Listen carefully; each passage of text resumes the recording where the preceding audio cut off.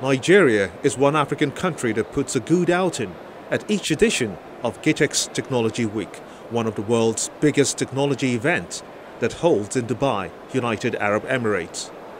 The Director General of the National Information Technology Development Agency, Isa Ibrahim, led other government officials, both at the federal and state levels, to tour the Dubai government pavilion in order to learn from the experiences.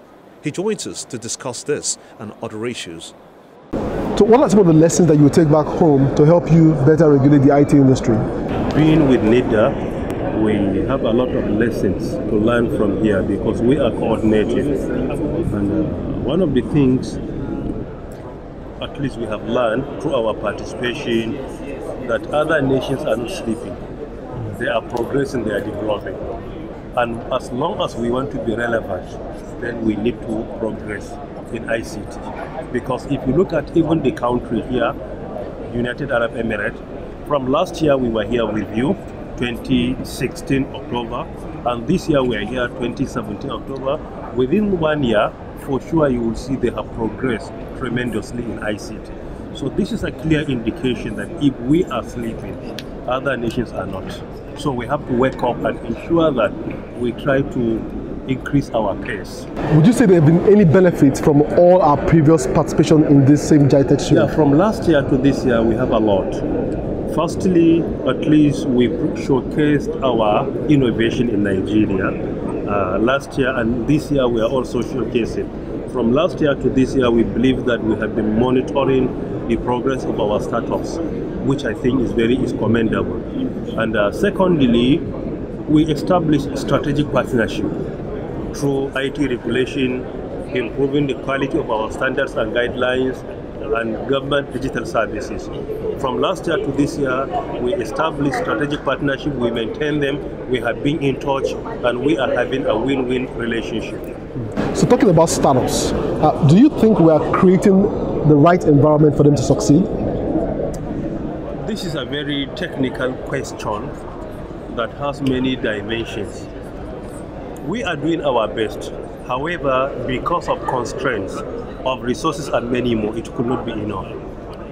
The support startup needs from all of us, I believe that for now, we don't have the resources to deliver 100%. However, with all the constraints, we have been there for them day in, day out, 24/7. One, we try to mentor them, to give them guidance and counseling. Secondly, we usually support them with seed funding. It could not be sufficient, but it is a clear indication that we are willing to do more as long as the resources are available.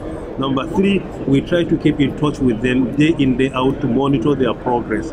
Four, with all the constraints, we sponsored 10 this year to GITEX, including their air tickets, their accommodation, their feeding, and many more. Looking at our constraint of resources, I believe this is a clear indication that we are there for them. Sometimes the support could not be financial. Keeping in touch with them through guidance and counseling, supporting them, mentoring them, try to establish contact between them on one hand and other expert on the other is a clear indication that this is a support which could be technical. So from your experience so far, are foreign investors showing interest in some of these startups? For sure they are. Even today as I'm talking to you, Google indicated interest to at least partner with some of our startups. They are doing wonderfully well. That is the reality of the situation. And there are many other nations and multinational companies that are willing to come and see how they can partner with us or mentor them, as the case may be. Some would say that a program like GITEX has outlived its relevance for the Nigerian IT sector. Do you agree? I disagree with that. For sure, I disagree with that. As you all know, you cannot develop IT infotech in silos.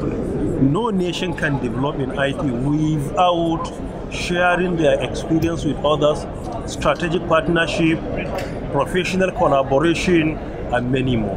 No nation can develop IT in silos. By coming here, we are able to see what other nations have achieved what we have achieved, and we try to see the gap between us. This is a clear indication of what we have been doing. Sometimes for you to know what other nations are doing is an encouragement for you to do more. NIDA came in touch with many multinational companies through GITEX, many of them. And up till now, we maintain our contact and relationship with them. Recently, many multinationals are supporting us to even develop some standards and guidelines based on their experience and expertise as well. So I think for one to feel like maybe it had outlived, I don't think it has done that. I don't think. I disagree with that. Okay. Now, one challenge we obviously have is the challenge of importation. How do we ensure that some of these new partnerships in GITEX would result into us deepening our local content? We had a meeting now with even some companies. What we emphasize more is not just about for you to import to Nigeria or to come and establish your own ICT plant. We are after companies that will come to Nigeria and domesticate their product, meaning that it should be made in Nigeria. This has many advantages. One, by made in Nigeria, it will reduce pressure on our local currency. The entire transaction will be in Naira. We are strengthening our local currency. Secondly, if it is made in Nigeria, meaning it will be controlled by the country. This will support the country in trying to reduce our unemployment. Because if it is domesticated in Nigeria, then we are the alpha and omega of whatever is taking place there. So it is an avenue for us to reduce our unemployment, which is also very critical. Number three, it is an indication that it will improve the image of the country. For example, you say HP domesticates in Nigeria, or Dell domesticates in Nigeria. Wherever you buy the product and you see made in Nigeria, it is an effort, an attempt to improve the image of our country, which could be global. So these are some of the benefits we are looking. We are not only inviting people to come and sell in our country or to come and import to our country, no, to domesticate in our country. By domesticating, it is an avenue for our local manufacturers to liaise with them, to benefit from them, to share their knowledge and experience, which what we are after. Because as long as we can use the avenue to develop our local content within 10 years or 20 years, for sure we can rely on our local content without any significant importation of either hardware or software. Finally, before I let you go, you've just marked 1 year in office. Would you say some of your reforms are bringing good changes? And if some are not, are you willing to change them? I think this is a very important question, but it's always difficult for me to assess myself. People working with you that are very objective are in the better position to assess what you have done so far. However, based on the general discussion with the people that are very objective and they understand what ICT sector is all about, I think we have achieved a lot. However, there are many more challenges ahead.